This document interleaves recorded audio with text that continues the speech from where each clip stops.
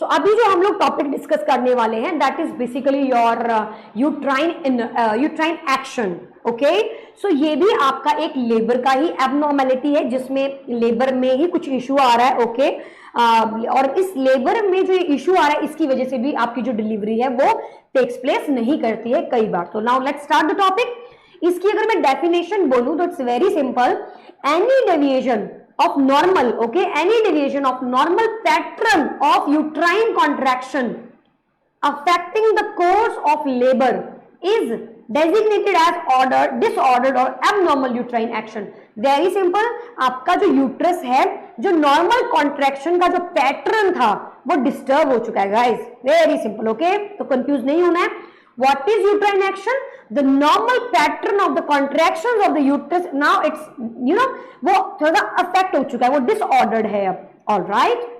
What are the reasons? ऐसा क्यों हो रहा है? क्यों एक नॉर्मल लेडी में एक यूट्रस की जो कॉन्ट्रैक्शंस है वो डिसऑर्डर्ड हो रही है? Why? The answer is previous birth। अगर पहले भी उसके डिलीवरी के दौरान ये इशू देखने को मिला था, हो सकता है इस बार भी देखने को मिल जाए। Contracted pelvis, very important term, हर जगह इस्तेमाल होने वाली है आपके लेबर के एबनॉर्मेलिटीज में। और इसका मतलब क्या बनता है? इसका मतलब होता है आपके जो पेल्विस के जो डायामीटर्स होते हैं वो 1 to 0.5 सेंटीमीटर डिक्रीज कर जाते हैं। इसकी वजह से भी आपका जो यूट्रस है वो अपना एक्शन जो है वो थोड़ा सा डिस्टर्ब हो सकता है, because everything was going great, लेकिन पेल्विस के छोटे होने की वजह से वो यूट्रस के अंदर जो एक रेगुलरिटी थी वो इस पेल्विस की वजह से डिसऑर्डर्ड हो गई। ओके, वो बहुत आराम से चीजें चल रही थी, लेकिन इस पेल्विस के छोटे होने की वजह से अब वो कॉन्ट्रैक्शन वापस जा रही है यूट्रस को। यूट्रस बेचारा कॉन्ट्रैक्शन आगे कर रहा है, बच्चा आगे जा ही नहीं पा रहा है, जिसकी वजह से वो बेबी जो है, वो जो यूट्रस है उसमें कुछ प्रॉब्लम देखने को मिल रही है। या फिर प्रोलॉन्ग प्रेगनेंसी, अब भाई यूट्रस थक चुका है कॉन्ट्रैक्ट कर करके, नाउ यूट्रस इज टायर्ड। और अब आपको मालूम है अगर एक हार्ट बहुत ज्यादा काम करने से, ओवरलोड काम करने से हाइपरट्रॉफी हो सकती है, डिसरिथमियाज हो सकते हैं, why not in uterus, right? तो यूट्रस के अंदर भी ये प्रॉब्लम देखने को मिल सकती है। Next, oxytocin. कई बार लेडीज जो नर्सेज या फिर फिजिशियंस होते हैं उनको मालूम नहीं होता ऑक्सीटॉसिन कितना दे दिया, कितना गया है, कितना नहीं गया है, पैटोग्राफ मेंटेन नहीं किया किसी कारण या कुछ भी कारण हो सकता है, उस कारण की वजह से भी यूट्रस जो है वो अपनी जो रेगुलरिटी है वो खो देता है। Okay, so very simple, what is uterine action? Uterus is not doing good actions. Okay, uterus के जो एक्शंस हैं वो थोड़े से एबनॉर्मल हो गए हैं, जिसकी वजह से आपका जो लेबर है वो अब एक नॉर्मल लेबर नहीं रह गया है। इसमें गाइस जो टाइप्स आती हैं वो बहुत इंपॉर्टेंट है, पूछी जाती है इसकी टाइप्स। एक होती है नॉर्मल पोलैरिटी और एक होती है एबनॉर्मल पोलैरिटी। नॉर्मल पोलैरिटी का मतलब क्या होता है कि like for example, just give me second, normal polarity is basically the polarity is okay. Okay, जो कोऑर्डिनेशन है वो बहुत अच्छी है, अपर सेगमेंट की लोअर सेगमेंट के साथ कोऑर्डिनेशन मैच कर रही है, इट्स ऑल गुड। लेकिन प्रॉब्लम कहीं और है, जबकि एबनॉर्मल पोलैरिटी में क्या होता है कि इनकोऑर्डिनेट करते हैं, वो कोऑर्डिनेशन की अच्छी नहीं है, दैट इज इनकोऑर्डिनेशन। ओके, तो नॉर्मल पोलैरिटी में जो आपके डिसऑर्डर्स बन जाते हैं, तो कारण जो बन जाते हैं, एक हो जाता है यूट्राइन इनर्शिया और एक हो जाता है एक्सेसिव कॉन्ट्रैक्शन। पोलैरिटी तो ठीक है, या तो वो बिल्कुल ही काम नहीं करेगा या तो वो बहुत ज्यादा काम करेगा। क्यों? क्योंकि पोलैरिटी में कोई अंतर नहीं है, पोलैरिटी सब सही है, रिंग्स बनना बहुत मुश्किल है यहाँ पे। ओके, लेकिन प्रॉब्लम क्या है? बस कॉन्ट्रैक्शन या तो धीमी हो गई है या तो बहुत ज्यादा हाई हो रही है, लेकिन भाई पोलैरिटी बिल्कुल नॉर्मल है, पोलैरिटी में कोई अंतर नहीं है। ऐसा नहीं है upper segment of the uterus and lower segment of the uterus are doing some different work, no, they both are maintaining good polarity, but the problem is या तो कॉन्ट्रैक्शन बहुत हाई है या तो कॉन्ट्रैक्शन बहुत ही ज्यादा लो है, सिंपल। ऑलराइट, अगर किसी की कॉन्ट्रैक्शन बहुत ज्यादा हाई होती है तब क्या होगा? उसे क्या बोल दिया जाएगा ज्योति? ओवर एक्टिव यूट्रस, उसे बोल दिया जाता है ओवर एक्टिव यूट्रस। लेकिन अगर आपका यूट्राइन इनर्शिया है, दैट इज वेरी कॉमन कि यूट्रस काम ही नहीं कर रहा है, यूट्राइन एक्शंस उतने अच्छे हैं ही नहीं है, उसको दर्द ही नहीं आ रहा, उसको पेन ही नहीं अच्छे से आ रही है, क्या करना पड़ेगा? आपका सिजेरियन सेक्शन। और आपने सुना होगा पेन ही नहीं है, पेन स्टार्ट ही नहीं हुआ है उसको, दर्दें ही नहीं चालू हुई है और टाइम तो प्रोलॉन्ग हो गया है, काफी देर हो गई है, टर्म से भी ऊपर जा रही है, क्या करना पड़ेगा? सिजेरियन सेक्शन कर दिया उन्होंने। तो guys that is your uterine inertia and it's very common और आप लोगों ने बहुत बार सुना है इसको। नेक्स्ट, अब बात आती है एबनॉर्मल पोलैरिटी, यानी कि जो पोलैरिटी थी उसकी अब वो पोलैरिटी डिस्टर्ब हो रही है। ऊपर का सेगमेंट और नीचे का सेगमेंट भाई अपने आप ही अपना ऊपर वाला अलग काम कर रहा है, नीचे वाला सेगमेंट अलग काम कर रहा है। जिन लोगों को इस सेगमेंट के बारे में कंफ्यूजन हो रही है कि मैं क्या बोल रही हूं, तो गाइस आपका जो यूट्रस होता है उसके नीचे सर्विक्स होती है।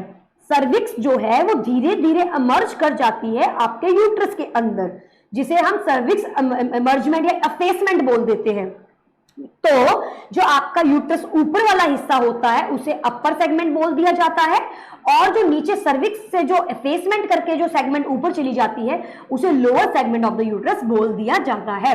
तो यहां पर जो लोअर सेगमेंट है और जो अपर सेगमेंट है वो दोनों अलग अलग काम कर रहे हैं, अलग अलग पोलैरिटी है उनकी।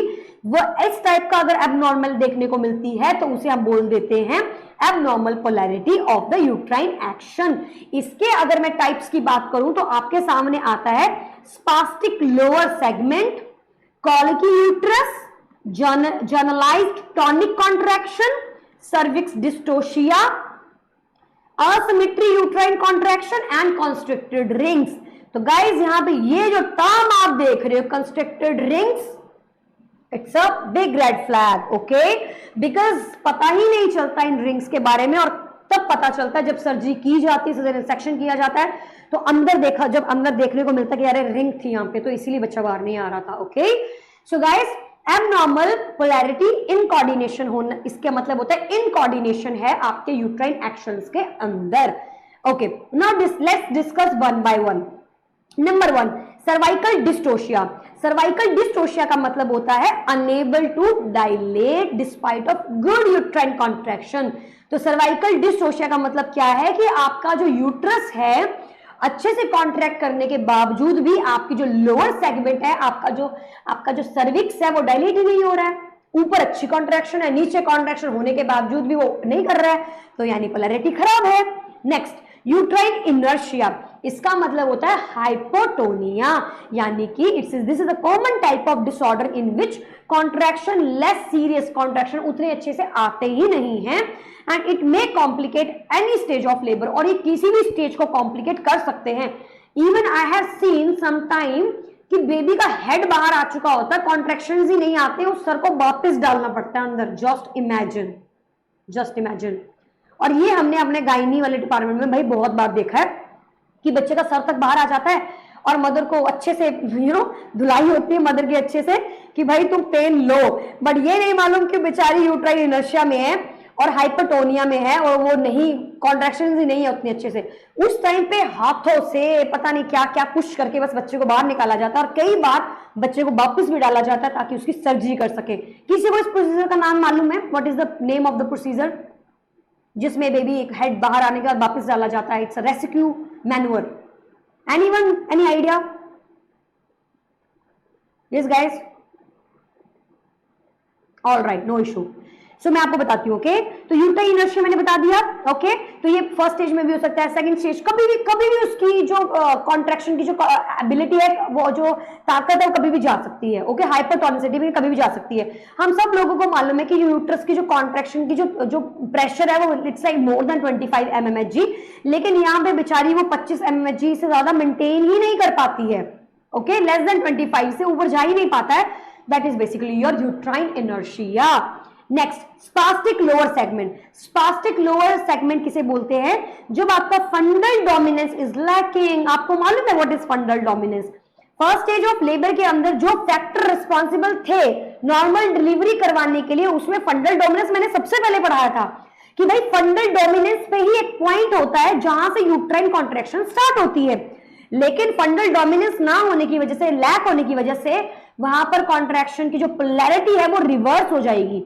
ओके, और वो बेसल टोन भी मेंटेन नहीं कर पाएगी। ओके, जिसकी वजह से पेशेंट जो है वो सीवियर पेन में तो होती है, बाउल ब्लैडर भी डिस्टेंड कर जाता है और प्रीमेच्योर बेरिंग डाउन एफर्ट जो है उसके स्टार्ट हो जाते हैं। तो स्पास्टिक लोअर सेगमेंट में क्या याद रखना है? एकदम ऐसा खिंचा हुआ, ऐसा ऐसा स्पाज्म, सबको मालूम है हमारी स्पास्टिक, तो एकदम से खिंचाव, लेकिन उस खिंचाव का क्या बेनिफिट है, वहां पे तो पोलैरिटी होनी चाहिए ताकि कॉन्ट्रैक्शन और रिलैक्सेशन हो और बेबी बाहर आ जाए। Next we have colicky spastic lower segment. इसका मतलब क्या होता है कि मदर और बेबी अर्ली डिस्ट्रेस में चले गए हैं, ओके, और भाई सिजेरियन सेक्शन तो करना ही पड़ेगा। तो स्पास्टिक तो ये है, यहां पे भी स्पास्टिक था लोअर सेगमेंट और यहां पे भी स्पास्टिक है लोअर सेगमेंट, बट एक फर्क क्या आ गया, colicky, okay, and this colicky is basically distress. यहां पर ये जो आपका जो सेगमेंट था फंडल डोमिनेंस ना काम करने की वजह से ये सब चीजें आप देख पा रहे थे, टोन कम हो रही है, लेकिन जब पेशेंट को डिस्ट्रेस रिप्रेजेंट होना स्टार्ट हो जाता है, that is basically colicky spastic lower segment. और क्या करोगे, सिजेरियन सेक्शन। याद रखना है, नहीं याद रखना है आपको, it's okay, you just make sure कि आप इस फोटो को अच्छे से देख लो, इस पेज को अच्छे से देख लो एग्जाम में जाने से पहले, ताकि आपको थोड़ा डिस्टिंग्विश करना आ जाए, क्योंकि नाम से ही समझ में आ रहा है सब कुछ, तो इतना ज्यादा इसको रटने की जरूरत नहीं है।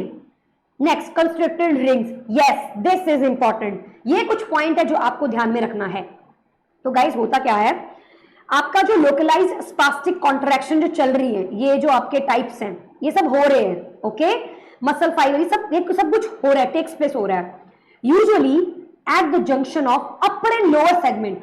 अगर आपके यूट्रस के ऊपर वाले पोर्शन में और यूट्रस के नीचे वाले पोर्शन में यानी सर्विक्स वाला पोर्शन, अगर इन दोनों के बीच में ही अगर स्पास्टिसिटी होने की वजह से अगर इन दोनों के बीच में अगर कुछ प्रॉब्लम आ जाती है, ओके, तो वहां पर होता क्या है, आपका जो नीचे वाला जो सर्विक्स वाला पोर्शन है वो पतला होता चला जाता है, ओके, वो थिन होता चला जाता है और ऊपर वाला थिक होता चला जाता है, जिसकी वजह से नीचे वाला पोर्शन एक बलून जैसा स्ट्रक्चर दे देता है, एंड यू नो व्हाट, वो फट भी सकता है। That's why constricted rings are very important. Peritonitis हो जाएगा पेशेंट को, एक नॉर्मल डिलीवरी करने के लिए जा रही है और पेशेंट की डेथ हो गई, व्हाई, ये कारण बन सकता है पेशेंट की डेथ का, इसीलिए दिस इज इंपॉर्टेंट। इसीलिए ओके, कारण ऑक्सीटॉक्सिन चल रहा है पेशेंट को, ओके, लिमिट से ज्यादा दे दिया गया है कि यूट्राइन की कॉन्ट्रैक्शन कुछ अलग ही लेवल पे है।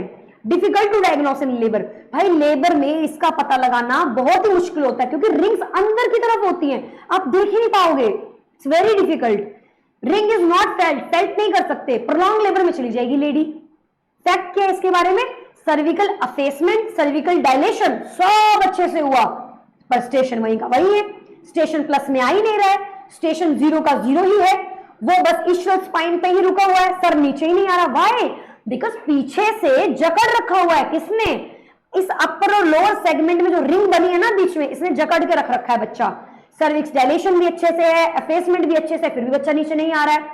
तो गाइस यहाँ पे देखो सीपीडी भी नहीं है क्योंकि अफेसमेंट भी अच्छे से हो गई, सर्विक्स डायलेशन भी अच्छे से हो गया, लेकिन क्या प्रॉब्लम आ रही है, यूट्राइन कॉन्ट्रैक्शन भी अच्छे से आ रहे हैं, लेकिन वो कॉन्ट्रैक्शन कुछ पोलैरिटी वाले नहीं थे, पोलैरिटी मेंटेन नहीं कर पा रहे थे, जिसकी वजह से उन्होंने रिंग बना दी है अंदर अपर और लोअर सेगमेंट के बीच में। और अब बेबी का सर जो है वो लोअर सेगमेंट को तो क्रॉस कर गया है, लेकिन शोल्डर्स के इर्द गिर्द फंस चुका है। नाउ लेट्स सी कैसे। डिफिकल्ट टू डायग्नोस, बहुत ही मुश्किल होता है डायग्नोस करना, अल्ट्रासाउंड करोगे तब भी कुछ खास पता नहीं चल पाएगा आपको। Can be seen during caesarean section, जब आप सिजेरियन सेक्शन करोगे तब आपको पता चलेगा फर्स्ट स्टेज ऑफ लेबर के अंदर की, अच्छा ये कारण था। And during the forceps application, अगर आप फोर्सेप डिलीवरी कर रहे हैं पेशेंट की तो आपको सेकंड स्टेज में पता चलता है, क्योंकि सेकंड स्टेज में ही आप हेड की डिलीवरी करते हो। या फिर थर्ड स्टेज में कब पता चलेगा, मैन्युअली जब आप प्लेसेंटा को रिमूव करोगे तो आप अंदर फील करोगे अरे अंदर तो रिंग है, ओके। इस रिंग को क्या बोला जाता है, आवर ग्लास कॉन्ट्रैक्शन। आप देख सकते हो साइड में एक डायग्राम बना हुआ है, ये घड़ी जैसा नहीं बना है जो राजस्थान वाली घड़ी होती है जिसमें सैंड नीचे की तरफ मूव करती है, तो आवर ग्लास कॉन्ट्रैक्शन इसको बोलते हैं, क्योंकि यार रिंग देखो, रिंग है यहाँ, सोचो बच्चे का सर इधर है, पूरी बॉडी यहाँ है, इस रिंग, क्या ये रिंग आने देगी इसके शोल्डर को नीचे, नहीं आने देगी, ओके। तो दैट्स व्हाई, तो अपर सेगमेंट में कॉन्ट्रैक्शन अलग से चल रही है, नीचे अलग से चल रही है, डिस्प्रोपोर्शन हो रहा है, इनके बीच में मिसमैच हो रहा है, that is your abnormal contractions. This ring is not felt per abdomen, abdomen से भी आगे से पता नहीं लगा पाओगे। Fetus is at risk for hypertonic state but uterus never ruptures, okay. यहां पर बैलून बनकर यूट्रस फट सकता है, but usually never uterus ruptures, but वो रिस्क फैक्टर है, ओके, ध्यान में रखना है। Fetus is at risk because the hypertonic state की वजह से। नेक्स्ट आती है ट्रीटमेंट में क्या करेंगे। टोकोलाइसिस दीजिए, very very very important, tocolysis. Why, what is toco? Toco is basically uterine contraction, और लाइसिस आप उनको तोड़ दोगे, तो यूट्राइन कॉन्ट्रैक्शंस को आप बंद कर दोगे। Okay, using the nitroglycerine and magnesium sulphate से आपने उसकी जो पेन है उसको होल्ड कर दिया। अब बस कुछ भी नहीं, सिजेरियन सेक्शन करो, फोर्सेप्स डिलीवरी करो। डीप एनेस्थीसिया भी दिया जाता है, क्या मैम? यस, डीप एनेस्थीसिया दिया जाता है during to pass of the ring, particularly if forceps delivery. Second stage में अगर आप कर रहे हो, during normal removal of placenta, third stage में ओवरकम द डिफिकल्टी, तब डीप एनेस्थीसिया भी दिया जाता है ताकि मदर को इतना ज्यादा पेन ना हो और हम अपना जो प्रोडक्ट है वो निकाल सके। नेक्स्ट दो बातें आपने इसमें देखे होंगे एनक्लेक्स के नोट्स में, मोसबी में। एक होती है हमारे पास स्कॉर्डर्ड रिंग और एक होती है बैंडल रिंग। ये बेसिकली जो रिंग्स हैं इन कोऑर्डिनेशन की वजह से हैं, तो ये रिंग बन जाएगी आपकी, ओके, और एक बन जाएगी बैंडल्स रिंग। इन दोनों रिंग में बस इतना सा ही अंतर है इस रिंग में रिट्रैक्शंस नहीं होते हैं, जबकि इस रिंग में रिट्रैक्शंस भी देखने को मिलते हैं। तो होगा क्या? Tonic at coordination and retraction cause obstructed labour. अब बात आती है व्हाट इज ऑब्स्ट्रक्टेड लेबर। तो हमारा जो अगला टॉपिक होने वाला है that will be obstructed labour, but gradually increase करता जाएगा ऑब्स्ट्रक्शन, इंटेंसिटी बढ़ती चली जाएगी, फ्रीक्वेंसी, ड्यूरेशन, रिलैक्स नहीं हो पाएगी मां, बिल्कुल भी मदर रिलैक्स नहीं हो पाएगी, जिसकी वजह से ऊपर वाला जो यूट्राइन सेगमेंट है वो थिक होता चला जाता है और नीचे वाला पतला होता चला जाता है। फिर वहां पर एक बैलून बन जाता है और वो बैलून जो है, उस बैलून को क्या बोल दिया जाता है? Bandl's ring. Okay, so just let me show you ताकि मैं आपको समझा सकूं। तो होता क्या है, यहाँ पे आपका अपर सेगमेंट है, ओके, और यहाँ पे आपका लोअर सेगमेंट है। तो ये तो थिक होता चला जाएगा और ये थिन होता चला जाएगा, और ये थिन इतना ज्यादा हो जाएगा कि ये बैलून स्ट्रक्चर बन जाएगा। और ये जो बैलून जैसा जो स्ट्रक्चर, इस रिंग को क्या बोल दिया जाता है? Bandl's ring. ओके, इस रिंग का नाम होता है बैंडल्स रिंग। ओके, अब कैसे मैनेज कैसे करें गाइस? सिजेरियन सेक्शन मैंने पहले बताया था, सिजेरियन सेक्शन करना पड़ता है। अमाइल नाइट्रेट देते हो आप पेशेंट को इनहेल करने के लिए, रिलैक्स द रिंग। क्यों? क्योंकि आपकी जो रिंग्स हैं वो जस्ट बिकॉज ऑफ कॉन्ट्रैक्शंस बन रही हैं, तो आप क्या करेंगे? उन रिंग्स को रिलैक्स करेंगे। कैसे रिलैक्स करोगे? ड्रग्स देके रिलैक्स करोगे, टोकोलाइटिक एजेंट्स दोगे। And after caesarean section ring को कट कर कर वर्टिकली बच्चे को डिलीवर किया जाएगा। Yes guys, is it clear? क्या आपको ये टॉपिक क्लियर हुआ? Uterine actions, let me revise. तो सिंपल है, यूट्राइन एक्शंस बेसिकली आपके यूट्रस की जो एबिलिटी है कॉन्ट्रैक्ट करने की, उसमें कुछ प्रॉब्लम आ रहा है। ओके, कारण प्रीवियस बर्थ हो गया या कुछ भी कारण हो सकता है, ऑक्सीटोसिन ज्यादा दे दिया गया है, लेकिन इसकी वजह से हो क्या रहा है? या तो यूट्रस काम ही नहीं कर रहा, बंद कर गया करना, इनर्शिया, या तो बहुत एक्सेसिवली काम कर रहे हैं, या फिर पोलैरिटी मेंटेन नहीं कर पा रहा है, और जिसकी वजह से क्या बन रहे हैं? रिंग्स बन रही हैं। और ये रिंग्स क्या करती है? बहुत ही मुश्किल होती है फाइंड आउट करना कि कौन सी रिंग है, क्या है, बहुत ही मुश्किल होता है पता लगाना। इसीलिए जो इसकी मैनेजमेंट है that is basically caesarean section. और इन रिंग्स में बेसिकली हम लोग क्या करते हैं? डायग्नोसिस करते हैं। Okay, caesarean section in the first stage of labour can be seen during the forceps application in the second stage and during the manual removal हमें तीसरे स्टेज में पता चलता है। तो ये इंपॉर्टेंट है कि आपको रिंग्स पता कब चलेंगी। तो भाई जब सिजेरियन सेक्शन करोगे तब पता चलेगा, या फोर्सेप्स एप्लीकेशन यूज करोगे तब पता चलेगा, और या फिर मैनुअली जब आप प्लेसेंटा को रिमूव करोगे तब आपको पता चलेगा इन रिंग्स के बारे में। ओके, एंड ये दो टाइप्स की होती हैं। एक होती है हमारे पास शिकॉर्डेड, इट्स बेसिकली आई थिंक मैंने स्पेलिंग थोड़ी गलत रख रखी है। ओके, स्कॉर्डियर, I will send you the exact spelling. And next is Bandel ring. This is most important. Why? Because इसी रिंग के अंदर जो है वो बैलून बनता है, और ये जो बैलून होता है नीचे जो पोर्शन है, इस बैलून को ही हम क्या बोलते हैं? बैंडल्स रिंग। और इस बैंडल रिंग की वजह से जो हमारी लेबर का जो टाइप होता है दैट इज ऑब्स्ट्रक्टेड लेबर, और इसी को हम लोग अगले टॉपिक में पढ़ने वाले हैं। Guys, is it clear? किसी को कोई डाउट इस लेक्चर के अंदर? Yes everyone?